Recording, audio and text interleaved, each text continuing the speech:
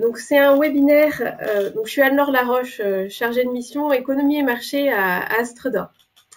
Donc c'est un webinaire qui est consacré à la présentation des résultats d'un projet de recherche qui s'appelle Créagam, qui est un projet de recherche qui a été mené en partenariat avec Astre d'Or et l'ESA, et qui a été cofinancé par Valor et par France Agrimaire. Donc ce webinaire, il va se dérouler entre 17h et 18h. On a prévu 40 minutes d'intervention et puis ensuite on aura 20 minutes d'échange, questions, réponses. Donc le webinaire est enregistré. Alors pour que tout se passe bien, s'il vous plaît, est-ce que vous pouvez couper vos caméras et vos micros? Voilà, ce sera mieux pour l'enregistrement et puis plus facile pour nous. Et pendant la présentation, n'hésitez pas à poser vos questions sur le chat, dans la petite bulle, par écrit au fur et à mesure. On prendra le temps à la fin de notre présentation, on prendra le temps d'y répondre. C'est une présentation qui va se faire à deux voix. Il y aura donc Ronan Simoneau, qui est de l'ESA d'Angers, l'unité GRAP, qui est spécialiste en perception et comportement des consommateurs, donc qui a travaillé sur ce projet en collaboration avec Flore Lourtiou.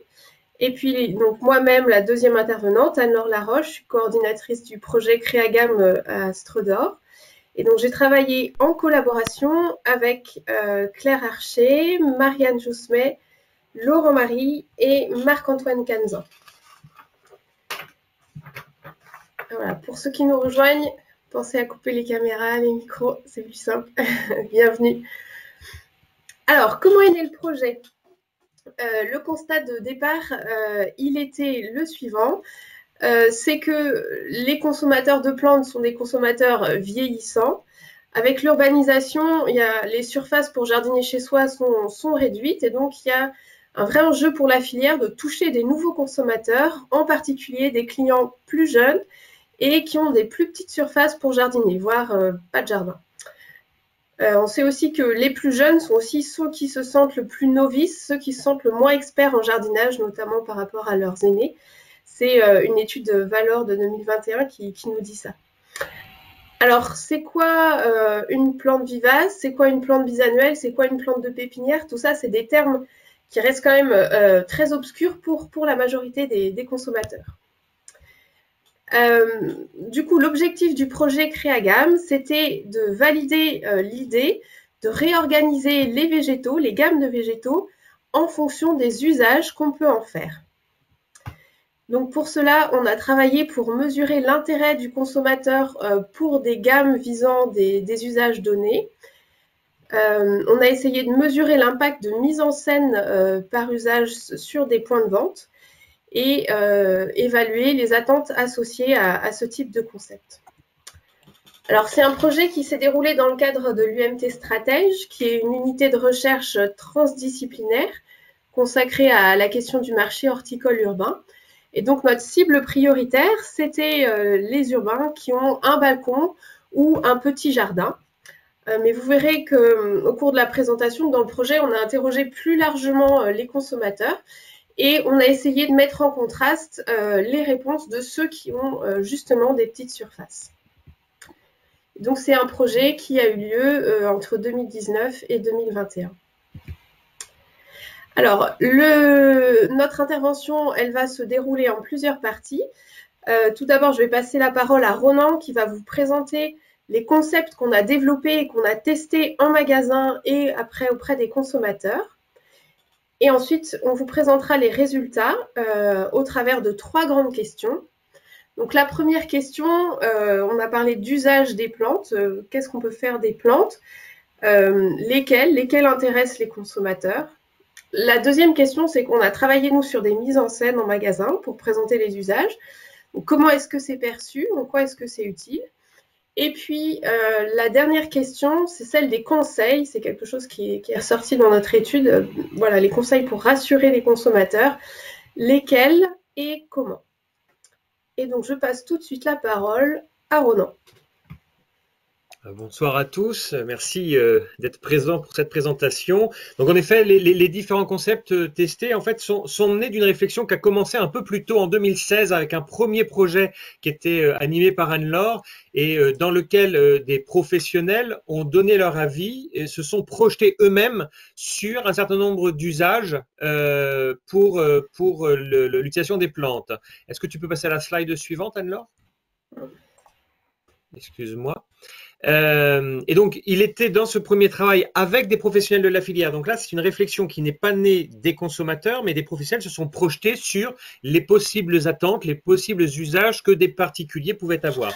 Et donc là, vous avez un mind map issu de ce travail-là, où ils avaient classé les produits en fonction d'une attente autour du lien, autour de se nourrir, autour d'une attente environnementale, autour de la facilité à l'usage, etc. Et alors, je ne vais pas commenter ça, mais ce qu'on a retenu dans le collectif, c'est 4 des usages qui étaient issus de ce travail-là. Vous les avez ici. Maintenant, je vais vous les présenter de manière un peu plus approfondie. C'est-à-dire que les 4 usages qui ont été abordés dans le cadre du projet sont avoir une terrasse ou un balcon beau tout le temps, respirer une fleur ou un feuillage parfumé, c'est-à-dire organiser, faire une proposition d'offre où on met en valeur la partie odorante de certains produits, picorer des fruits sur son balcon ou sa terrasse, c'est-à-dire avoir des propositions de petits fruits, de petits légumes qui soient faciles à utiliser et adaptés pour balcon et terrasse. Et puis, s'isoler de la vue des voisins sur son balcon ou sa terrasse. Donc, à chaque fois, vous voyez, avec une référence, parce que c'était par rapport à un public urbain, balcon et terrasse, avec à chaque fois une référence à cet univers-là et une sélection de plantes adaptées, un gros travail fait par les collègues d'Astre d'Or pour pouvoir proposer dans une sélection cohérente des produits qui s'adapteraient bien à ce contexte-là. À chaque fois, ces différents concepts ont été testés et présenté à des consommateurs. Dans des jardineries, on a 8 pépinières et jardineries qui ont accepté de travailler avec nous et qui ont réellement, c'est ce que vous avez ici sur l'une d'entre elles, mis en œuvre dans leur espace de vente, réorganisé leur espace de vente pour laisser de la place à notre expérimentation. Donc, vous avez des concepts, il y a donc ces usages qui ont été testés, et puis donc ces 8 points de vente qui ont été testés. Face à cela, on a interrogé, je vais proposer aux personnes qui arrivent de couper leur micro pour éviter qu'on ait le son qui revienne. On a interrogé les consommateurs.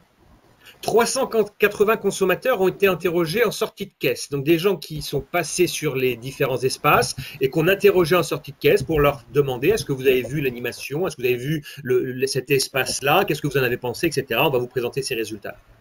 J'ai de mon côté interrogé 55 personnes dans ce qu'on appelle des tables rondes. Les tables rondes, c'est ce que vous avez en bas à droite. On réunit des gens par groupe de 10 pour les faire discuter sur des thématiques.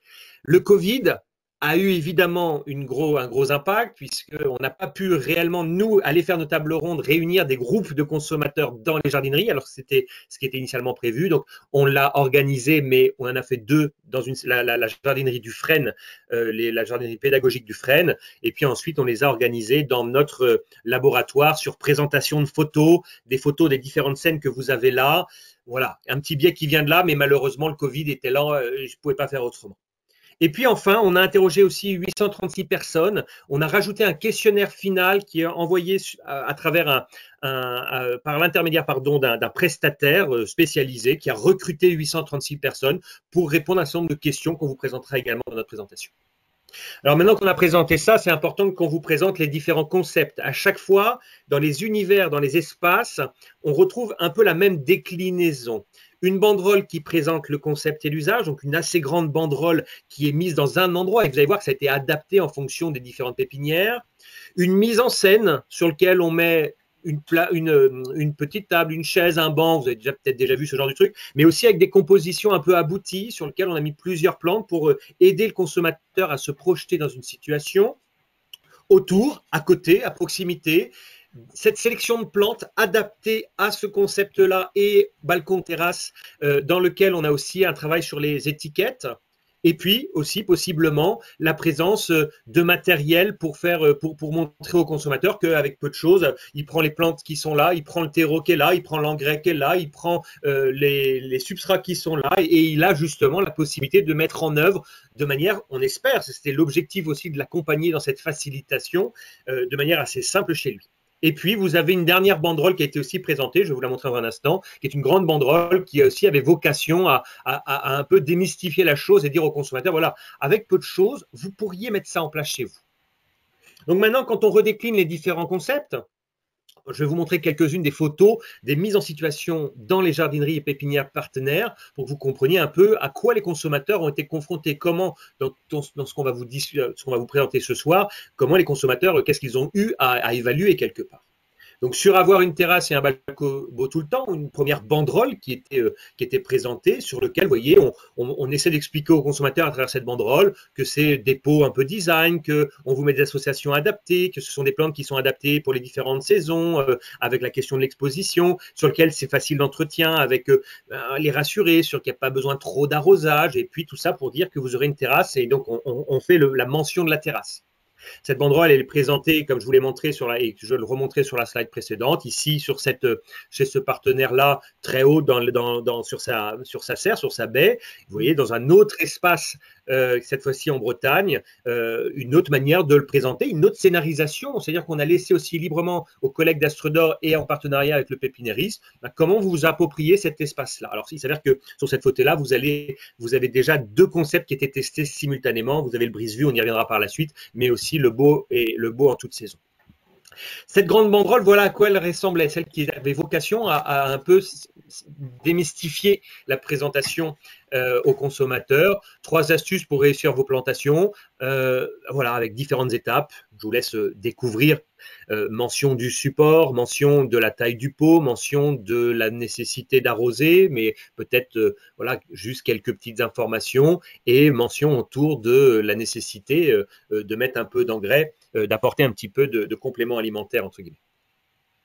Ensuite, si on continue à balayer, parce que l'idée c'est que vous ayez un peu une vision de l'ensemble de ces propositions, pour la question autour des odeurs, l'idée était de leur proposer des propositions de plantes odorantes. Donc ici, avec 3 petites banderoles qui étaient proposées, qu'Anne-Laure va vous présenter dans un instant, si elle veut bien. Ou pas, voilà. Donc 3, ça prend le temps de passer entre chez elle et chez moi, c'est normal, Anne-Laure. Donc ici, les 3 propositions de jardin parfumé avec des propositions fruitées florales, un côté boisé ambré. L'idée était de leur montrer qu'on peut leur proposer des plantes qui vont sentir. Alors évidemment, elles n'étaient pas toutes à floraison, donc il y avait aussi ça qu'on a pu discuter et de voir un peu comment les consommateurs, si on leur fait une promesse de plantes odorantes, comment est-ce qu'ils se proposent par rapport à ça. Donc là, à nouveau, des mises en situation qui sont proposées en face. Une première ici, dans une des pépinières jardineries qui était dans le centre, sur lequel on retrouve le tablard avec des plantes organisées sous ces différentes banderoles. Vous avez une autre manière à nouveau de proposer cette petite scénarisation. Vous avez vu avec des moyens plus ou moins importants proposés, déclinés différemment, tout simplement. Et là, c'est celle qu'on retrouve en Bretagne. Laisse un petit peu le temps pour qu'il les regarde alors. Ensuite, sur picorer des fruits et sur son balcon ou sa terrasse, cette fois-ci, on retrouve à nouveau une déclinaison. 2 banderoles, alors 3 banderoles, on vous en présente que 2, il y avait une 3e mais qui a été testée dans une seule situation. Vas-y, je te laisse la proposer. Cette fois-ci, voilà, l'idée c'est de dire, on vous propose des plantes faciles à cultiver. On a utilisé le terme plante snacking pour petits et grands. Et puis avec 2 moments un peu particuliers qui sont proposés, c'est des plantes pour l'apéro, vous trouverez facilement la plante qui vous fera facile à faire avec les amis pour déguster rapidement sur le pouce là, et puis pareil pour le goûter. Alors il faut aussi avoir en tête que ce travail de visuel a aussi été construit avec l'équipe d'HPF qui était partenaire du projet d'une certaine manière et qui nous a aussi fait partager leur expertise sur les propositions de visuel et de mise en forme de ces banderoles. Donc, une fois que ça s'est présenté en magasin, qu'est-ce que ça donne en pépinière et jardinerie? Ben voilà, une proposition ici avec ici plutôt des fraisiers qui étaient proposés, il me semble, sous ces différentes banderoles. Mais il y avait d'autres plantes sur le côté. Il y avait aussi des framboisiers à un autre. Il y avait quelques fruitiers qui étaient sur une autre partie du tablard. Voilà, vous avez l'autre partie aussi. On est dans la même jardinerie ici. Puis vous voyez au centre aussi la proposition dans cette idée de mise en scène, le petit carré de potager avec quelques plantes qui sont mises en œuvre. Tout ça a été fait entre avril et mai, hein, c'est aussi pour ça que les plantes sont à ce stade-là de développement. Enfin, le concept s'isoler de la vue des voisins sur son balcon ou sa terrasse. Une seule banderole, assez simple, petits espaces, une promesse d'esthétisme est utile, un peu de couleur. On leur dit que c'est du brise-vue végétal. Et puis, cette phrase importante quand même, on va en discuter par la suite, toute exposition, installation et entretien facile. Et ensuite, on met ça en situation, donc dans les différentes jardineries que va vous présenter Anne-Laure. Avec ici, voilà, la bâche mise cette fois-ci en dessous de la zone de vente et avec au-dessus quelques propositions qui sont mises en avant. Et puis une autre, à nouveau, où la bâche est mise sous le tablard. Et puis vous avez sur le côté, on retrouve cet espace avec la table et la chaise, pardon, et puis le pot avec une mise en situation de quelques plantes pour leur montrer, voilà, ça ferait ça sur votre balcon. Tout ça nous amène finalement à cette première question, c'est-à-dire que sur la question des usages, on en a proposé 4, vous allez voir qu'on en a discuté d'autres. Qu'est-ce que les consommateurs en pensent et comment est-ce qu'ils reçoivent cette proposition-là? Alors, pour commencer, au-delà de l'usage, est-ce que la présentation a plu? Lors des essais en magasin, on a interrogé donc, les clients en sortie caisse, là où les concepts étaient installés. Et donc, ce sont des présentations qui ont plu. En moyenne, 84% des clients ont apprécié la présentation. Vous voyez qu'il y a aussi des différences selon les concepts, avec des très bonnes performances pour les concepts beaux tout le temps et parfumés, bien pour brise-vue, picoré qui fait un peu moins l'unanimité. On a aussi posé aux consommateurs, aux clients en sortie caisse, la question de l'inspiration. Est-ce que la présentation que vous avez vue vous a donné des idées? Et donc, au global, il y a 71% des clients qui ont été inspirés par les présentations.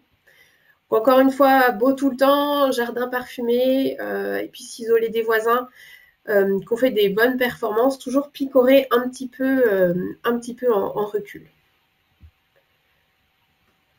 Alors, en parallèle de ce qui s'était analysé en sortie de caisse, moi, je recevais des consommateurs pour échanger avec eux, avec ces groupes de 10, sur ces différentes propositions. Je ne vais pas rentrer dans le détail de l'analyse de tout ça. Ce que je vous demande, c'est la grande synthèse. Il y a vraiment un intérêt sur cette proposition de proposer des usages, d'organiser ça par des usages, d'avoir des suggestions regroupées à un endroit. Ça, c'est vraiment apprécié, une bonne idée, des bonnes idées d'association. Et puis, avec derrière un côté original qui est perçu sur certaines propositions et un côté qui est jugé comme étant innovant, notamment pour les plantes odorantes. Ensuite, quand on regarde un peu plus précisément pour chacun des concepts, donc voilà, le côté plante odorante, en tout cas, dans le cadre des tables rondes, sort comme étant assez attrayant, un peu plus attrayant. Le beau en toute saison, c'est pas qu'il ne déplaît pas, c'est qu'il est jugé moins original finalement, parce qu'ils ont l'impression de déjà peut-être le percevoir comme ça. Globalement, sur le apicoré, ce qui ressort, c'est qu'il y a une attente de curiosité. Mettre en valeur de manière, je dirais, sciemment mettre en valeur cet espace autour du apicoré qui va au-delà finalement de juste aller chercher quelques tomates cerises à droite et à gauche dans l'ensemble de la proposition de l'offre potagère, mais regrouper ça dans une offre cohérente, oui, c'est intéressant, mais si derrière vous y proposez quelque chose qui sorte un peu de l'ordinaire. Et puis finalement sur le concept brise-vue, celui-là, il est surtout intéressant parce qu'il est rassurant. Les quelques promesses qui étaient mises sur cette banderole rassurent le consommateur par rapport à l'idée que c'est quand même compliqué sur un balcon d'avoir des plantes qui permettent de faire de brise-vue, et donc ça les rassure. Ce qui ressort aussi dans ces échanges qu'on a avec les consommateurs, c'est que la manière dont on a présenté cette offre que je vous ai montrée il y a quelques instants, ça le positionne plutôt vers le débutant, vers les familles qui s'installent, et finalement, ça peut donner envie d'essayer. Ils reconnaissent que ça peut donner envie d'essayer. Et puis, et ça c'est aussi important, c'est que la manière dont on a présenté la présence du terme terrasse, parfois du terrasse-balcon, le fait qu'il y ait le petit concept sur lequel on va revenir en quelques instants, ça positionne assez facilement, assez rapidement le concept vers le petit espace et vers la plantation en pot, et ça plaît, parce que je vous rappelle qu'on a interrogé des gens qui avaient des balcons et des petites terrasses, et on voit bien que le fait qu'on leur fasse une proposition d'offre, ça semble les intéresser. Alors, si on fait maintenant le parallèle avec l'enquête en ligne, cette fois-ci, on a posé la question du coup à des consommateurs, donc des gens qui vont au moins une fois par an, une fois tous les 2 ans en jardinerie minimum. On leur a demandé si votre magasin de plantes proposait un espace inspiration pour vous donner des idées, quel thème aimeriez-vous y retrouver? Donc, on leur proposait une liste qui a été construite d'une part à partir de la carte mentale que vous a présenté Ronan au début, et puis d'autre part à partir d'idées qui ont été données par les consommateurs en table ronde. Donc vous voyez que dans les thèmes qui ressortent le plus, donc le premier c'est la question du beau en toute saison. Mais ensuite, il y a beaucoup, enfin dans ce qu'on a proposé, il y a beaucoup de choses qui intéressent les consommateurs, enfin beaucoup de thèmes qui ont une bonne performance. La question du comestible, des aromatiques originales, exotiques, des plantes répulsives. On trouve la question des plantes qui purifient l'air. On retrouve là nos plantes parfumées, les plantes pour une ambiance un peu particulière, les plantes qui soignent, etc. Un peu plus en recul, la question du brise-vue et des fleurs comestibles. On a fait une analyse selon les profils des consommateurs, une analyse statistique, donc selon ce que les consommateurs possèdent un jardin ou non. On s'est rendu compte que les consommateurs qui n'ont pas de jardin sont plus intéressés par les plantes qui purifient l'air, donc c'est vrai que c'est un thème qui est très lié aux plantes d'intérieur. Et les consommateurs qui ont eux un jardin sont plus nombreux, significativement plus nombreux à être intéressés par les plantes pour les pollinisateurs, les plantes qui attirent les abeilles par exemple, ou les plantes aides du jardinier, les plantes anti-pucerons. On a aussi fait cette analyse par âge, en fait, par tranche d'âge. Et il y a des spécificités qui ressortent selon les âges. Les consommateurs de plus de 50 ans, donc notre tranche la plus âgée, est plus intéressée par les plantes belles en toute saison. Et les plus jeunes sont un peu plus nombreux que la moyenne à être intéressés par les fleurs comestibles. Alors attention, ça ne fait pas un changement drastique du classement, mais voilà, quelques spécificités qui ressortent en fonction des profils. Ce qui, du coup, nous semble important de retenir de cette première partie, c'est que ces usages qu'on a testés ont visiblement convaincu la clientèle que finalement, il y a beaucoup de ces usages et attentes vis-à-vis des plantes qui plaisent aux consommateurs. Alors, de fait, on en a traité 4, mais vous voyez que dans la liste qu'on a testée online, ça donne des pistes à travailler. Finalement, ça peut vous donner des idées pour essayer de ce genre de situation. Alors, vous allez me dire, le brise-vue, par exemple, se retrouve beaucoup plus bas que les autres, mais il faut aussi se rendre compte que c'est peut-être un usage qui est moins courant. Quand vous avez une terrasse, vous n'avez pas besoin, il y a une proportion moindre de consommateurs qui ont besoin de s'isoler et de se cacher de leurs voisins. Et puis, ça peut être l'occasion aussi dans ces espaces-là de miser sur l'originalité. Et puis la deuxième chose que l'on voit aussi réapparaître, c'est vraiment qu'il y a une attente spécifique de ces plus jeunes, de ces urbains, qui sont contents de voir et qu'on leur fasse des propositions pour à la fois essayer quand on est novice, quand on est plus jeune, et puis aussi d'avoir une offre qui leur est dédiée parce qu'ils ont évoqué aussi dans les tables rondes le fait qu'ils ont des difficultés à cause de la spécificité du hors-sol et que d'avoir des offres où on leur garantit ou en tout cas on les rassure sur le fait que c'est adapté, ça c'est un truc qui leur parle. Ce qui nous amène finalement à la deuxième partie, c'est que vous avez vu, certes là on vous parlait plutôt des usages, ben, on avait aussi ces mises en scène, le fait de regrouper, d'avoir cette scène au milieu avec cette mise en situation de plantes, regrouper tout ça, comment est-ce que ça s'est perçu par les consommateurs ? Alors, déjà, pour ce qui concerne les essais qu'on a fait en magasin, je vous ai dit qu'il y avait 8 consommateurs sur 10 qui ont apprécié les concepts.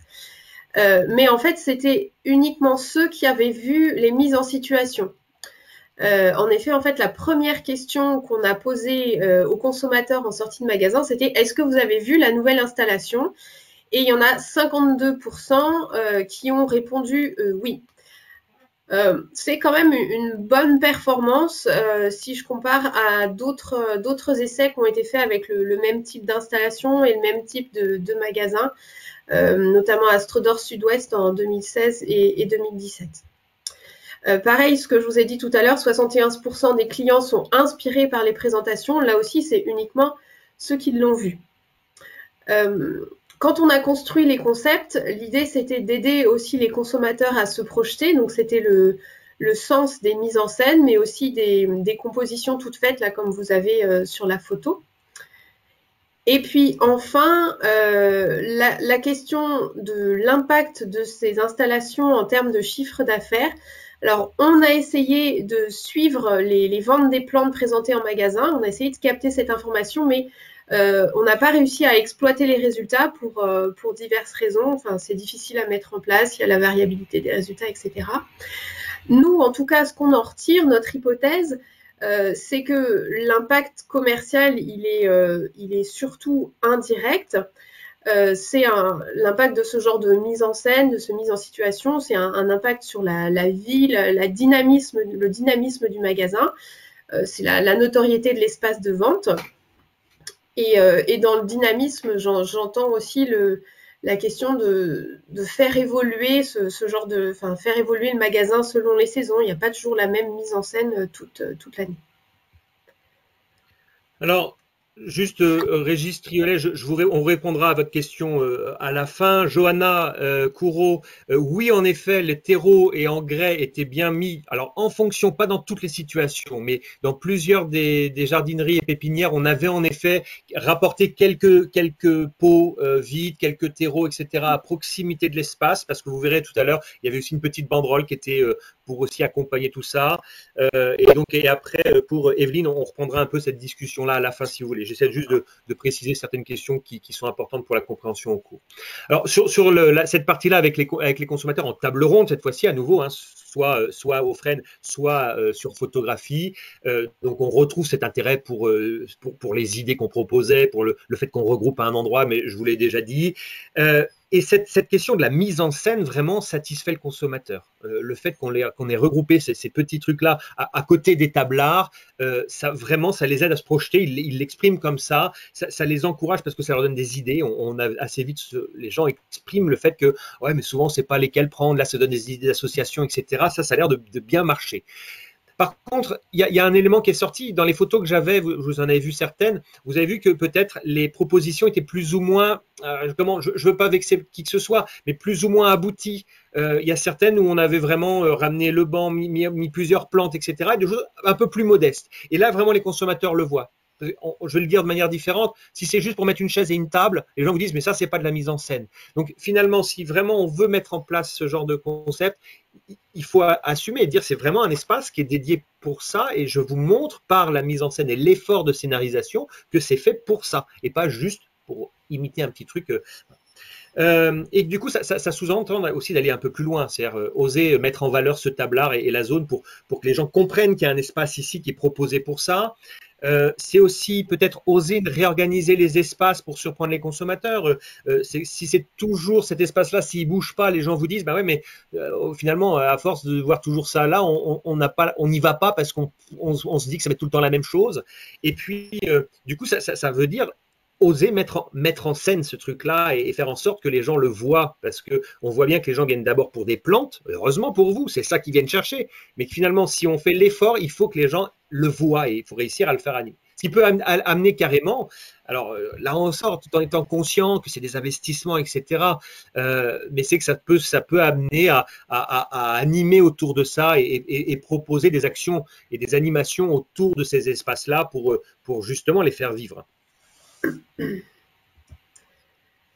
Alors, quand on a fait les essais en magasin, on a fait des mises en scène ponctuelles et sur des espaces restreints. C'était pas sur tout le magasin, mais du coup, on s'est interrogé plus largement on a interrogé les consommateurs plus largement sur l'organisation des plantes dans les magasins. Donc, dans l'enquête online, on a demandé aux consommateurs, idéalement, comment vous aimeriez que vos plantes d'extérieur soient disposées dans votre magasin de plantes. Donc, il y avait pas mal de propositions. Je vous ai mis uniquement le top 5. Donc, les réponses, c'est quand même des choses assez classiques par rapport à l'existence. Ce qui ressort en premier, c'est la question de la destination de la plante. Ensuite, la question du type de plante. Et puis après, on trouve l'exposition au jardin. Et puis, ce qui est intéressant, c'est que dans le top 5, on trouve la question du niveau de jardinage. Et si on organisait notre magasin en fonction du niveau de jardinage exigé par chaque plante. Ensuite, la question de l'ambiance recherchée. Une fois encore, on a fait une analyse selon le profil des consommateurs qui ont répondu à l'enquête online. Et c'est intéressant de noter que les consommateurs qui n'ont pas de jardin, donc ceux qui ont un balcon, une terrasse, voire pas de balcon, pas de terrasse, ils sont plus nombreux, significativement plus nombreux à être intéressés par une organisation du magasin selon la destination de la plante. En fait, c'est des consommateurs qui ont besoin de savoir si la plante qu'ils achètent est adaptée à leur espace. Ensuite, on a toujours donc fait la même analyse selon l'âge. Et on se rend compte que le niveau de jardinage, ça parle plus aux plus jeunes, aux moins de 35 ans. On sait qu'ils sont plus nombreux à se sentir novices.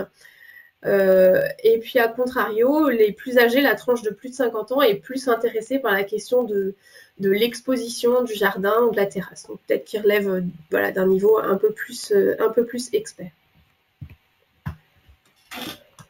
Du coup, sur cette partie-là, on voit l'intérêt qu'ont les consommateurs à ce qu'on les aide à se projeter. On est face à une population qui, quand elle rentre dans la jardinerie, souvent ne sait pas quoi faire, comment le faire, etc.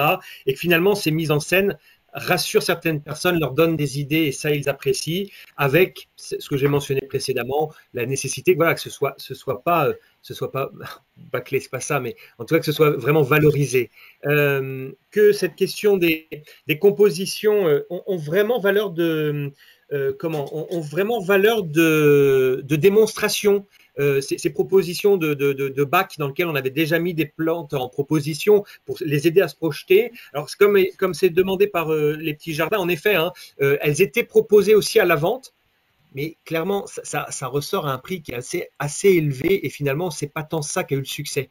Dans l'échange qu'on a eu en sortie de caisse avec les consommateurs, c'était plutôt que ça avait valeur de démonstration que il y en a peu qui sont repartis avec, quoi, grosso modo, au prix que c'était vendu. Donc derrière, on voit que ça permet vraiment de répondre à un besoin spécifique des plus jeunes et puis des novices. Ça renvoie à des commentaires de David Croissant sur clairement cet intérêt que les consommateurs ont pour ceux qui sont justement terrasses et balcons, ceux qui ont un appartement, etc., d'identifier dans cette jardinerie ils la voient bien, mais par contre, trouver ce qui est adapté à leur situation, à cet usage hors sol, ça c'est pertinent. Avoir peut-être des propositions dédiées aux néophytes, et ce qui renvoie peut-être à l'entrée par le niveau d'expertise de jardinage que mentionnait Anne-Laure précédemment, c'est que finalement, certains, ils ont peur et de leur dire, ça, voilà, ces plantes-là, elles sont faciles. Alors, facile. C'est quoi facile parce qu'évidemment, s'ils continuent à ne pas arroser leurs plantes, on a un problème. Mais on en reviendra à la fin. Mais néanmoins, de leur dire que celles-là sont plus résistantes ou en tout cas marcheront plus facilement, ça peut être aussi une clé d'entrée qui peut être intéressante pour aller chercher ces consommateurs qui n'osent peut-être plus rentrer chez vous parce qu'ils se disent que ça va être compliqué. Ce qui finalement après me permet de rentrer dans le dernier point, c'est que derrière ça, il va se cacher un élément qui n'était pas au cœur de notre proposition. C'est du conseil qu'on leur fait à travers les bâches, mais finalement, la question du conseil est revenue de manière assez forte, aussi bien dans les échanges qu'on a eus dans les magasins, puis moi avec eux dans les tables rondes. Donc, quand on a fait les essais en magasin, en sortie caisse, on a demandé aux clients donc, à ceux qui avaient vu les présentations, on leur a demandé, est-ce que vous avez lu les conseils? Est-ce que vous avez lu les banderoles? Et les clients, ils regardent les plantes en premier, hein, pas les banderoles ou peu les banderoles. Il y en a 64% qui ont répondu, non, j'ai pas du tout lu les conseils que vous avez donnés. Pourtant, enfin voilà, la bâche, bon alors c'est sûr que dans une serre, ça donne pas la même impression, mais elle fait 1,5 m sur 2, cette bâche-là, cette bâche carrée. On a interrogé les responsables de magasins qui ont participé à l'essai et c'est vrai qu'il y en a plusieurs qui ont souligné que c'est vrai que c'était le minimum à assurer en fait dans ce genre d'installation, c'est d'être présent pour le conseil. Et alors c'est un vrai investissement, mais la présence d'un animateur Il y a il y a un magasin qui l'avait fait et on voit que c'est vraiment une solution clé pour apporter du conseil aux consommateurs. Alors, on ne dit pas qu'il ne faut pas de signalétique dans le magasin, hein, c'est pas l'objet. Alors de fait, dans table ronde, ça s'est ressorti aussi de manière assez forte, c'est-à-dire que au-delà de tous les signaux et toutes les bâches qu'on leur a présentées, etc., très vite revient sur la table, c'est ouais mais moi, indépendamment de tout ça, ce qui va m'intéresser, c'est d'avoir quelqu'un qui va vraiment me conseiller. C'est cette attente de conseils donnés face à face et n'en déplaise par rapport aux efforts qu'on avait fait dans ce projet-là de travailler sur de la pédagogie, sur ces bâches, sur ces banderoles, etc. N'en déplaise, il continue à nous dire ouais moi j'ai besoin d'avoir confiance. Avec derrière, et ça c'est important, c'est que là, alors les gens demandent, c'est-à-dire que ce conseil reste capital et ils ont besoin d'avoir confiance, ce qui renvoie finalement à l'importance aussi de la qualité de cet interlocuteur qui va être face à eux et l'importance aussi qu'ils ont de ne pas être déçus par rapport à ce qu'on leur a promis et par rapport au conseil qu'on leur a donné. Une attente aussi de pédagogie qui va au-delà de ces affiches proposées, une attente avec des retours d'expérience, ça c'est l'intérêt aussi d'avoir ces pots, ces compositions, parce que ça les aide à se projeter, mais ils se posent la question, quand vous dites que c'est à 3-4 ans, bah, qu'est-ce que ça va donner? Comment ça va devenir? Ils ont du mal à se projeter sur le devenir. Vous achetez des plantes qui sont toutes petites, qu'est-ce que ça va devenir demain? Donc ça, ils ont aussi cette demande-là.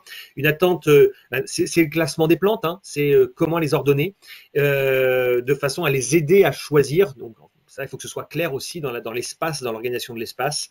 Et puis, alors ça, c'est intéressant aussi qu'il nous l'ait exprimé dans ces tables rondes, c'est l'intérêt de la satisfaction que les anciennes, quand ils ont vu ça, ils ont dit bah, c'est cool que les gens cherchent que les jardineries cherchent à faire de la pédagogie, parce que finalement, c'est vrai que moi, quand je suis dans la jardinerie, je suis un peu perdu et c'est positif que les jardineries fassent ça. Alors, dernier élément, alors qui fait peut-être un peu à l'écho de la remarque de Régis Riolet à l'instant, c'est que là aussi, les consommateurs assez vite sont arrivés à nous dire mais moi, il y a aussi une autre source que je regarde, c'est que je vais sur Internet. Et que finalement, que je sois dans le magasin ou que je sois chez moi, souvent je vais sur Internet et je vais travailler là-dessus pour prendre des conseils, pour prendre cela. Donc ça, il ne faut pas le perdre. J'ai pas la quantité de personnes, c'est une table ronde, j'ai pas assez de monde pour vous dire c'est que la jeune population, c'est les anciens, etc. Ça, c'est trop compliqué, mais on a clairement des gens dans les tables rondes qui se sont exprimés en nous disant moi, j'aime bien aller sur Internet pour aller chercher des informations en complément de ce que j'ai trouvé en jardinerie. Donc on a profité de l'enquête en ligne pour s'intéresser aux informations, aux conseils qui sont donnés sur les étiquettes et sur les chromos des plantes. Donc tout d'abord, les consommateurs, est-ce qu'ils lisent les étiquettes de plantes de façon générale, oui, plutôt. Enfin, les 3/4 des consommateurs déclarent lire les étiquettes des plantes.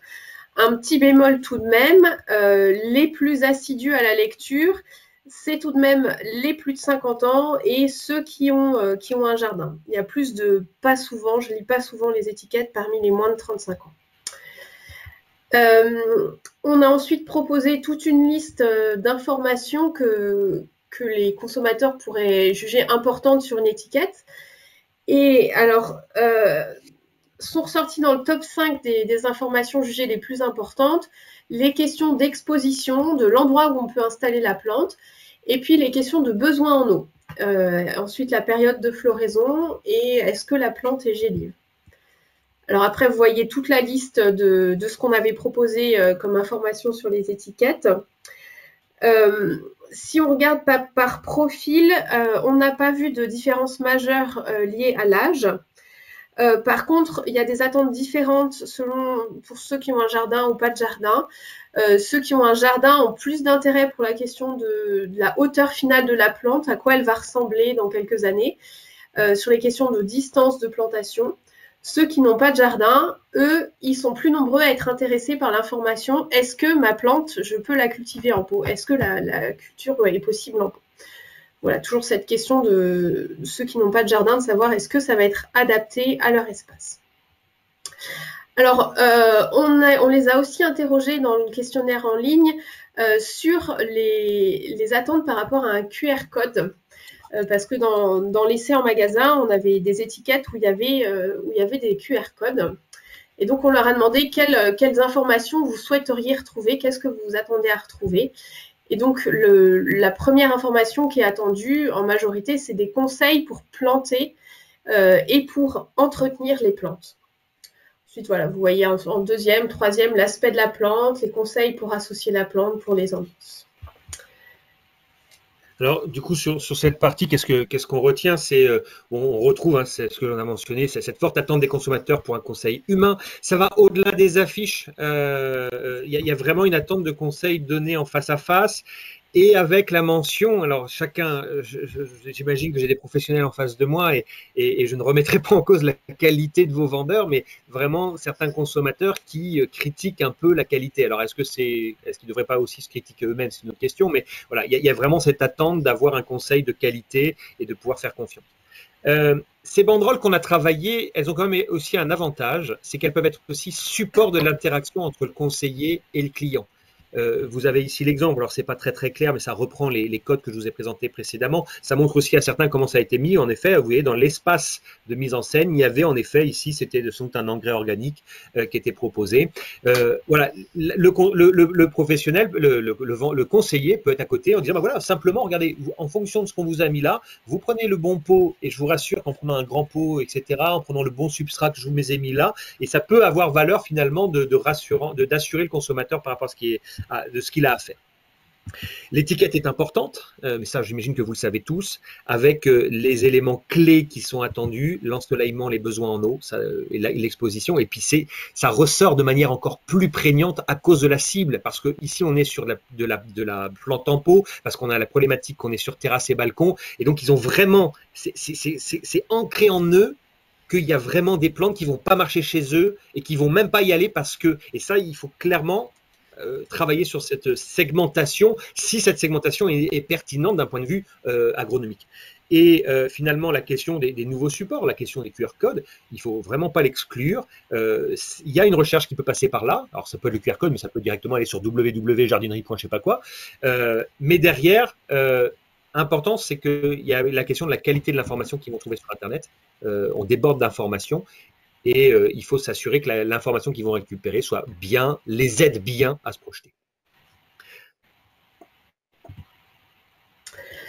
Alors, excuse-moi Ronan. Du coup, pour conclure, qu'est-ce qu'on en retient? Enfin, si on revient à l'idée de départ du projet, hein, qui était de valoriser des plantes selon leur usage, nous, ce qu'on en retient, c'est que c'est quand même une piste intéressante. D'abord parce qu'il y a beaucoup d'entrées possibles. Enfin, on l'a vu, il y a quand même beaucoup de thèmes qui potentiellement intéressent les consommateurs.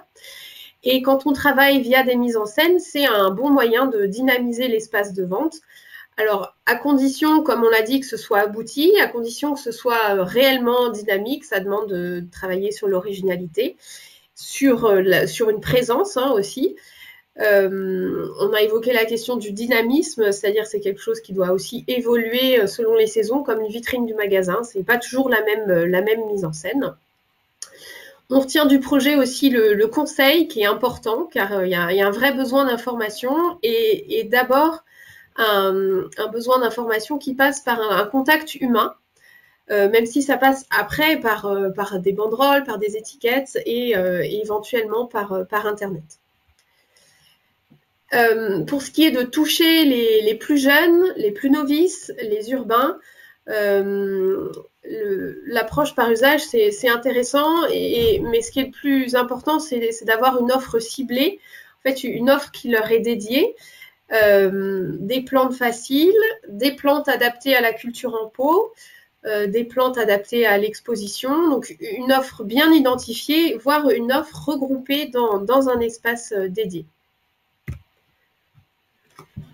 Un dernier point peut-être, c'est que à travers ces différentes propositions qu'on a testées auprès des consommateurs, à travers ces banderoles sur lesquelles vous avez vu, il y avait des messages où on promet de la facilité, de la tenue dans le temps, etc.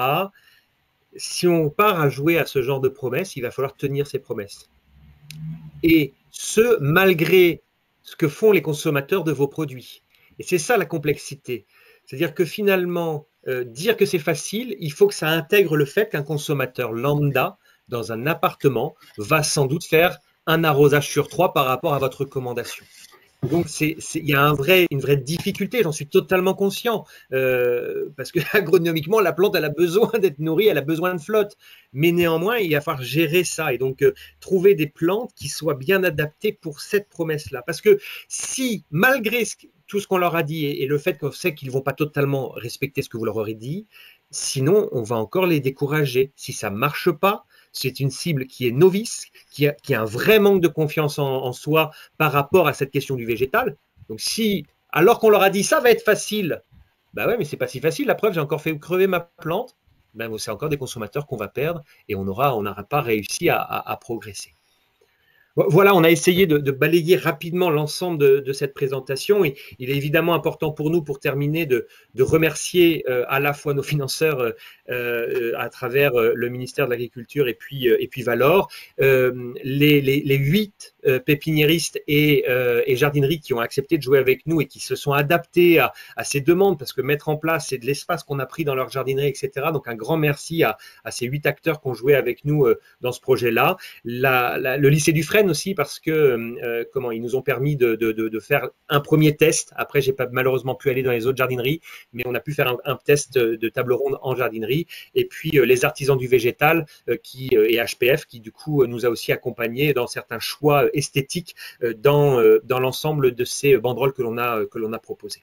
Voilà, on est évidemment à votre disposition maintenant pour répondre. Il y a déjà quelques questions qu'on va peut-être parcourir dans le chat, mais évidemment, on va prendre un petit quart d'heure maintenant, si vous le souhaitez, pour échanger et peut-être avoir aussi vos retours d'expérience, évidemment.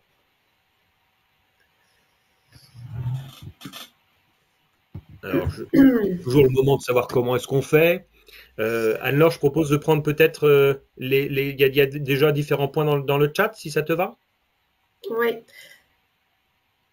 Il y a Régis Miolet qui nous pose la question sur est-ce qu'on a identifié les principales erreurs de conception de ces espaces théâtralisés. On n'a clairement pas creusé cette question-là. Dans ce que je vous ai dit, c'est le fait que la simplicité sert à rien. C'est-à-dire que je reformule tel qu'un consommateur nous l'a dit dans les tables rondes. Si c'est juste pour mettre une table et une chaise, ça, c'est pas de la scénarisation et ça ne sert à rien. Ça n'accompagne rien. Et donc, en effet, il faut réussir à trouver quelque chose de suffisamment abouti pour que ça soit force de projection, force de démonstration. Est-ce que Régis, vous voulez rebondir là-dessus? Non. Je continue, on continue à parcourir, Anne-Laure? Ça te va? Oui, on descend. Et puis, Claire, tu nous fais signe si on oublie une question. La question, on l'a évoquée par rapport à la présence des pots et des terreaux et substrats. C'est clair que c'est intéressant de les avoir dans cet espace-là. Alors de fait, on les a. C'est compliqué de savoir si c'est important ou pas, parce que implicitement, on a réfléchi nos concepts en les mettant. Et on a proposé aux professionnels de l'avoir à proximité. Donc, de fait, on n'a pas de recul sur le fait, si vous ne le mettez pas, est-ce que c'est une grosse erreur? On a essayé à chaque fois, il y avait sans doute une petite palette ou un truc comme ça qui permettait d'avoir quelques pots vides à côté pour les aider. Et puis après, souvent, c'était pas très loin non plus dans la pépinière. Oui, tout à fait. L'idée, c'est de pouvoir piocher tout sur place pour faire la même composition, par exemple, qui était proposée. On a déjà répondu au fait que oui, les compositions étaient mises en vente, mais c'était pas l'objectif premier. Ça revient à des prix de revient assez élevés. Puis il y a aussi des questions de transport après chez le client, de déplacement qui disaient que c'était difficile à commercialiser. Il y a eu d'autres travaux d'Astre d'Or sur ces questions autour des compositions. Hein. Vous pouvez aussi vous renseigner auprès d'Astre d'Or si ça vous intéresse sur cette question de la valorisation des compositions. C'est très très pertinent dans la projection, c'est très efficace pour aider le consommateur à se faire des idées. Par contre, il y a vraiment cette problématique, c'est que le ramener chez soi, l'acheter, c'est bien pour les acheter, c'est bien pour se projeter, mais pour ramener ce truc-là qui est toujours très lourd, etc., les gens ne savent pas trop comment le gérer. Alors après, si vous avez quand même des trucs en livraison, mais ça coûte un bras, évidemment. Il y a Marie-Baëlène Est, alors je ne sais pas, je pense peut-être Marie-Baëlène, sur la question, Anne-Laure, est-ce que les mises en scène ont permis de séduire les plus jeunes générations sur des gammes de plantes qui ont une image vieillissante? Ouais, alors peut-être enfin, pour redire la façon dont nous, on a composé les gammes de plantes, on a essayé de mélanger des produits classiques à des produits un peu plus originaux. Du coup, on n'a pas creusé, par exemple, la question du géranium. Après, on l'a vu sur certains usages, par exemple comme picoré, là, il y a une attente de plantes un peu plus originales. Mais après, sur les autres, il y a, enfin, le fait qu'il y ait des produits qui aient des images vieillissantes, ça c'est pas ressorti en tout cas. Voilà ce que je peux dire. Il y a ensuite David Croissant qui commente sur le fait que souvent les jardineries se limitent à un magasin de pièces détachées végétales et que ça ne répond pas aux attentes et que par ailleurs on pourrait aussi imaginer des outils numériques à l'image de ce que font les cuisiniers. Je construis ma terrasse. D'ailleurs, il y a déjà quelques applis qui existent comme ça. Et d'ailleurs, du coup, Régis Triolet derrière commente en disant quelle est la place des nouvelles technologies, c'est des entretiens des végétaux, des mises en scène, des outils connectés. C'est clairement un sujet qui serait hyper intéressant d'aller creuser. On ne l'a pas abordé dans ce sujet-là parce que ben voilà, vous imaginez bien qu'on ne peut pas tout aborder. Ce sera peut-être un prochain projet sur la place des outils connectés comme outil d'aide à la vente. Il y aurait un truc super intéressant ou de l'aide à la projection du consommateur. Il y aurait sans doute des très belles idées là-dessus. Ouais. Après, c'est sûr que, enfin, c'est quand même ressorti que le client a besoin de se projeter. Donc justement, la question suivante, pourquoi ne pas avoir mis en scène des plantes déjà matures? J'avoue que c'est le calendrier du projet qui fait que voilà qu'on a mis en scène en effet des plantes assez petites et pas matures, mais on a, enfin voilà, ça fait aussi partie des idées et des conclusions qu'on a retenues que pour les magasins qui mettent en place ce genre de choses, c'est vrai que par exemple pour le brise-vue, l'intérêt ce serait de mettre en place un bac que le producteur a déjà chez lui depuis 4 ans, 5 ans, pour voir vraiment qu'est-ce que ça donne au bout d'un certain temps. Ça, y a vraiment une attente des consommateurs sur cette projection. Ça, c'est savoir ce que ça va donner au bout pour les plantes annuelles, ce que ça donne à la fin de la saison, au milieu de la saison, pour des plantes pérennes, qu'est-ce que ça donne au bout de 3-4 ans. Les consommateurs ne savent pas, et c'est pas avec les 3 plantes que vous vendez dans un 2 litres qu'ils vont savoir. Donc, de fait, il y a un vrai intérêt. Après, techniquement, ça doit être très compliqué à gérer chez vous. Ça prend de l'espace dans vos stocks, etc. Ok, ça pose des vrais problèmes, mais il y a vraiment un retour sans doute sur investissement par rapport à l'attente d'un consommateur. Sur la proposition d'Oscar et la biodiversité, sur une promesse autour de ça, c'est clair. Alors ça a hyper bien marché. Là, c'est pareil, travaux d'Astre d'Or sur les plantes mellifères qui ont vraiment montré que ça marche bien. Donc ça, c'est clair que c'est un concept, Oscar, qui semblerait qui pourrait être très pertinent. On ne l'a pas testé, on aurait pu. Ça semble être très pertinent. Alors, après, pour répondre à David sur la question de la provenance, qui n'est pas un facteur clivant, alors il faut faire attention à la façon dont nous, on a posé la question. Enfin, dans la liste des sujets les plus importants à traiter sur une étiquette, je pense que c'était par rapport à ce schéma-là. Les consommateurs n'ont pas dit que ça ne les intéressait pas, la provenance. Puis il y a des études assez récentes de Valor, par exemple, qui pointent en effet que la question de la provenance, la question d'une made in France sur les végétaux, c'est important. Voilà, on veut surtout pas dire ça, c'est pas l'objet. Oui, clairement.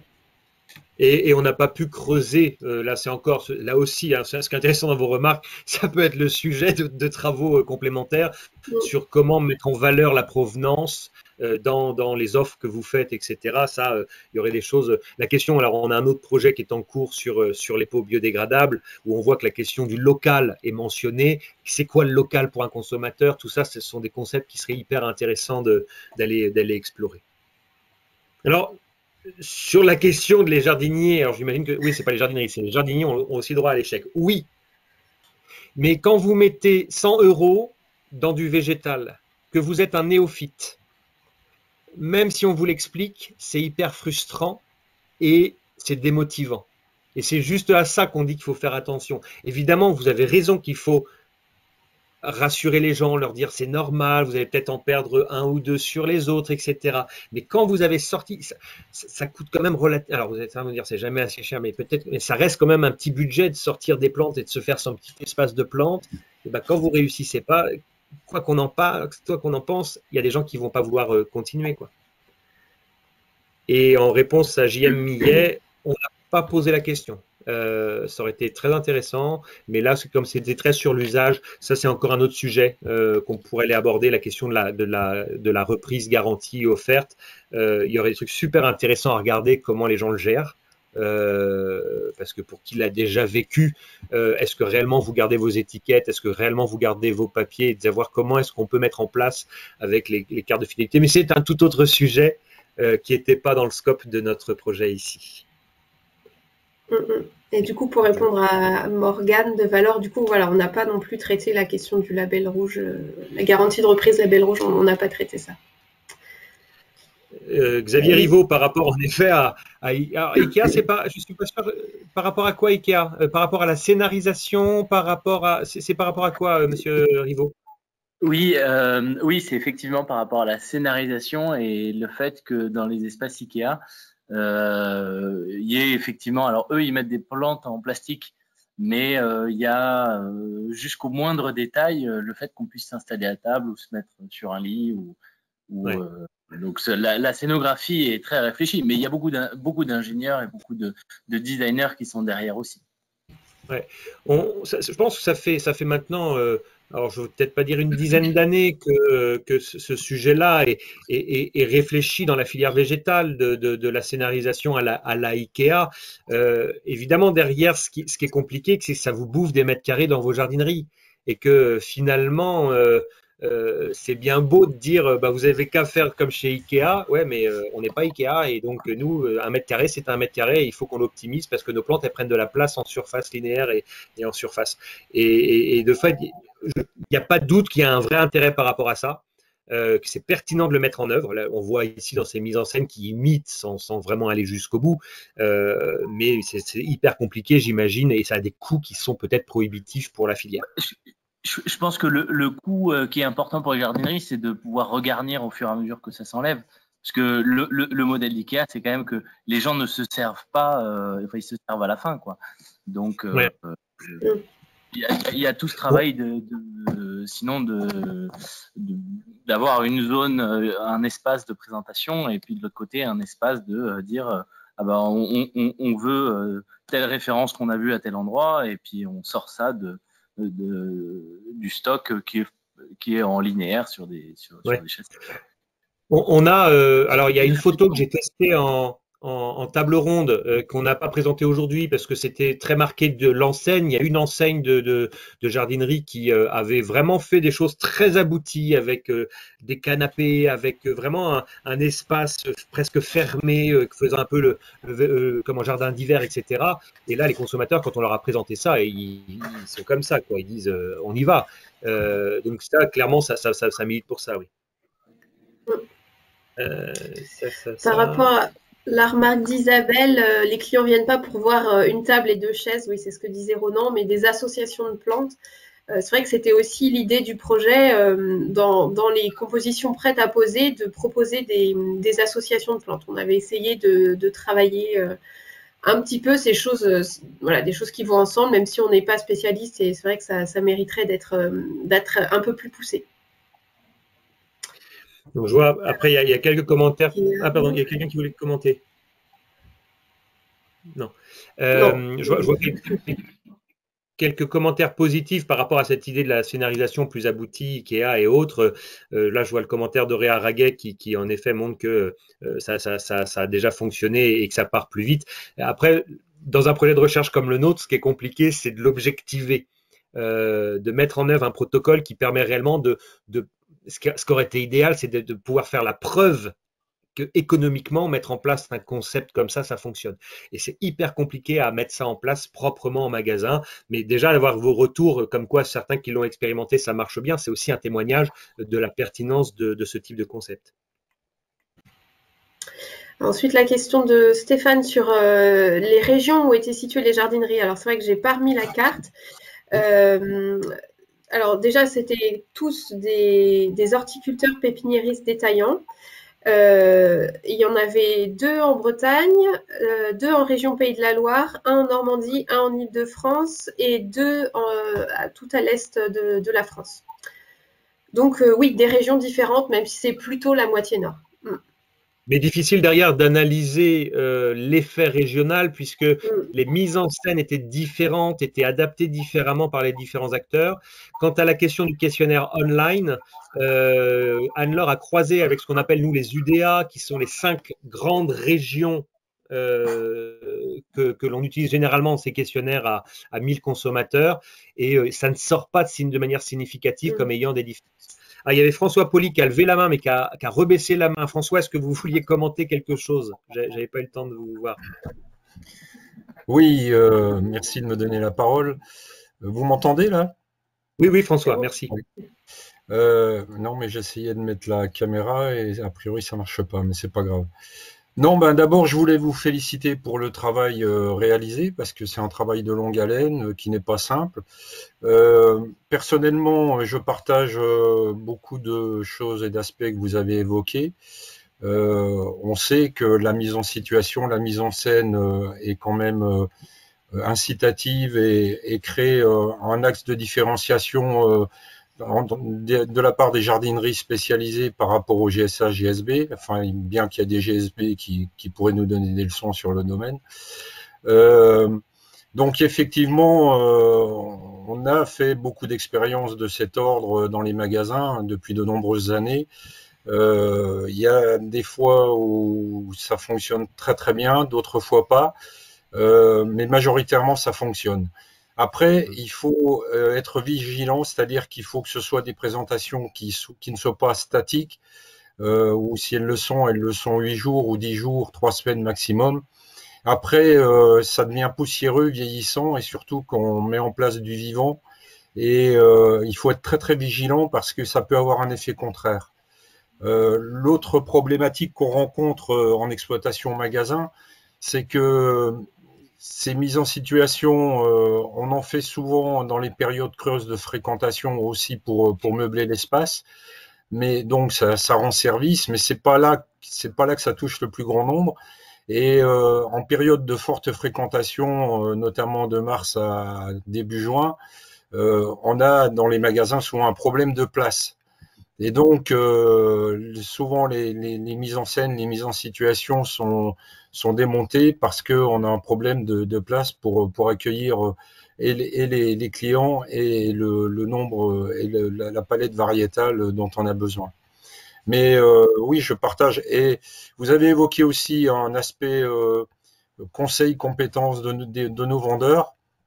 Je partage aussi qu'on a globalement baissé en qualité de service. Il y a plein de raisons à ça, hein. C'est le développement. Enfin, je ne vais pas rentrer dans ces détails, mais on connaît bien les raisons. Et il faut vraiment qu'on trouve le moyen de remobiliser nos magasins, nos vendeurs et nos chefs d'entreprise sur l'absolue nécessité d'avoir de la compétence et de la passion végétale dans nos magasins. C'est, de mon point de vue, le premier axe de différenciation. On va pas dans une enseigne, on va voir tel vendeur parce qu'il est compétent. Et quand on réussit à faire ça, et on le voit, quand on réussit à faire ça, eh bien c'est vrai que c'est très efficace et les gens reviennent régulièrement. Mais bon, je sais pas si certains l'ont déjà expérimenté, mais c'est vrai en jardinerie, mais c'est vrai aussi en magasin de bricolage, hein. Il y a des endroits où le magasin de bricolage fonctionne à cause de la qualité du conseil. Et que les gens, c'est les mêmes produits qu'il y a dans tous les magasins de bricolage, mais ils vont pour le conseil qui est à côté. D'autant qu'on prétend avoir la légitimité de spécialiste.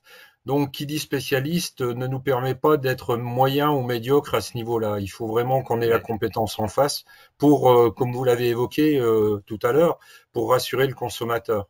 Mais ça demande aussi une discipline en magasin, c'est-à-dire que parfois, quand on fait des mises en situation, on fait appel à des produits issus de différents secteurs du magasin.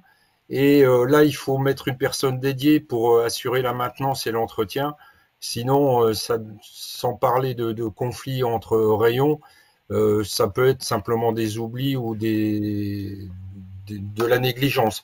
Donc, l'idéal, là où ça fonctionne le mieux, hein, sur les magasins qu'on a pu tester, c'est lorsqu'on embauche des designers et qui ont pour mission de faire des mises en situation rayon par rayon, végétal ou manufacturé d'ailleurs, et qui ont la charge de faire vivre et de faire évoluer ces mises en situation.